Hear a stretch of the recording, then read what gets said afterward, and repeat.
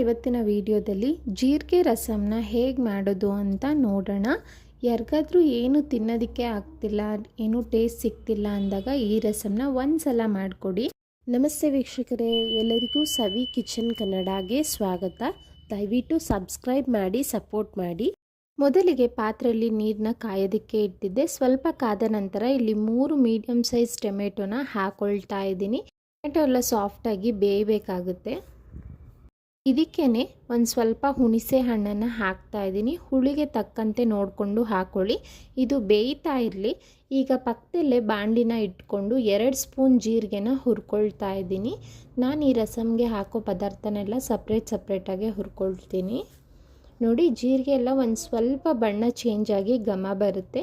ಆಗ ಇದನ್ನು ಪಕ್ಕಕ್ಕೆ ಎತ್ತಿಟ್ಕೊಳ್ಳೋಣ.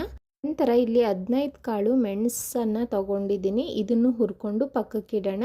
ನಂತರ 1/4 ಟೇಬಲ್ ಸ್ಪೂನ್ ಸಾಸಿವೆ, ಸುಮ್ಮನೆ ಬಿಸಿ ಮಾಡ್ಕೋಬೇಕು ಅಷ್ಟೇ. ಇದನ್ನು ಮೆಂತ್ಯ ಕಾಳು 1/4 ಟೇಬಲ್ ಸ್ಪೂನ್ ಆಗೋಷ್ಟು ಎಲ್ಲವನ್ನು ಲೋ ಫ್ಲೇಮಲ್ಲೇ ಹುರಿದು ಪುಡಿ ಮಾಡಿ ಪಕ್ಕಕ್ಕಿಟ್ಕೊಳ್ಳಿ.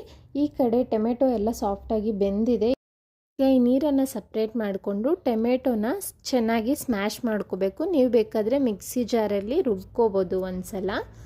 ಆ ಸಿಪ್ಪೆ ಏನಿದೆ ಅದನ್ನೆಲ್ಲ ತೆಗ್ದುಬಿಡ್ತೀನಿ.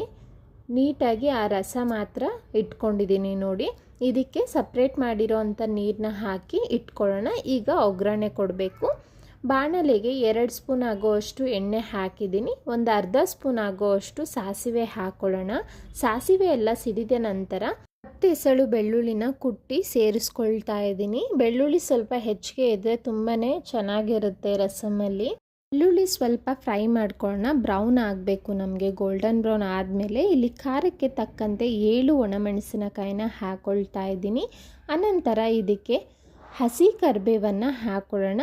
ರಸಮ್ಗೆ ಆದಷ್ಟು ಹಸಿ ಕರಿಬೇವು ಯೂಸ್ ಮಾಡೋದ್ರಿಂದ ನಮಗೆ ಆ ಫ್ಲೇವರ್ ತುಂಬಾ ಚೆನ್ನಾಗಿರುತ್ತೆ.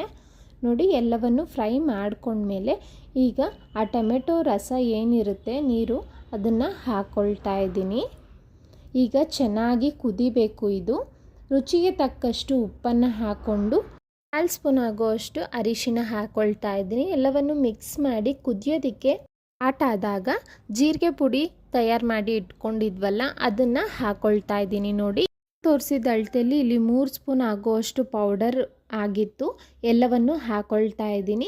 ಆ ಫ್ಲೇವರ್ ಎಲ್ಲ ಬಿಟ್ಕೊಳ್ಳೋವರೆಗೂ ಚೆನ್ನಾಗಿ ಕುದಿಸ್ಬೇಕಾಗುತ್ತೆ. ಕೊನೆಯದಾಗಿ ಒಂದು ಸ್ವಲ್ಪ ಕೊತ್ತಂಬರಿ ಸೊಪ್ಪನ್ನು ಹಾಕ್ಕೊಂಡಿದ್ದೀನಿ. ನೋಡಿ, ಪೌಡರ್ ಎಲ್ಲ ಹಾಕಿದ್ಮೇಲೆ 2ರಿಂದ 3 ನಿಮಿಷ ಹೈ ಫ್ಲೇಮಲ್ಲೇ ಚೆನ್ನಾಗಿ ಕುದಿಸಿ. ಸ್ವಲ್ಪ ಲಾಂಗ್ ಪ್ರೊಸೀಜರ್ ಅನಿಸ್ಬೋದು, ಬಟ್ ತಪ್ಪದೇ ಈ ರೀತಿ ಒಂದು ಸಲ ಟ್ರೈ ಮಾಡಿ. ನಾವು ಹಾಕಿರೋ ಅಂಥ ಪ್ರತಿಯೊಂದು ಪದಾರ್ಥದ ಫ್ಲೇವರು ನಿಮಗೆ ಈ ರಸಮಲ್ಲಿ ಗೊತ್ತಾಗುತ್ತೆ. ಬಿಸಿ ಬಿಸಿ ಅನ್ನದ ಜೊತೆ ಈ ರಸಮ್ನ ಒಂದ್ಸಲ ಟ್ರೈ ಮಾಡಿ ನೋಡಿ. ಹಾಗೆ ಹೇಗಿತ್ತು ಅಂತ ಕಮೆಂಟ್ ಮಾಡಿ. ನಮ್ಮ ಇವತ್ತಿನ ರೆಸಿಪಿ ನಿಮಗೆಲ್ಲ ಇಷ್ಟ ಆಯಿತು ಅಂದ್ಕೊಳ್ತೀನಿ. ಪ್ಲೀಸ್ ಯಾರೆಲ್ಲ ಸಬ್ಸ್ಕ್ರೈಬ್ ಆಗಿಲ್ಲ ಸಬ್ಸ್ಕ್ರೈಬ್ ಮಾಡಿ. ಹಾಗೆ ವಿಡಿಯೋ ಲೈಕ್ ಮಾಡೋದನ್ನು ಮರಿಬೇಡಿ. Thank you.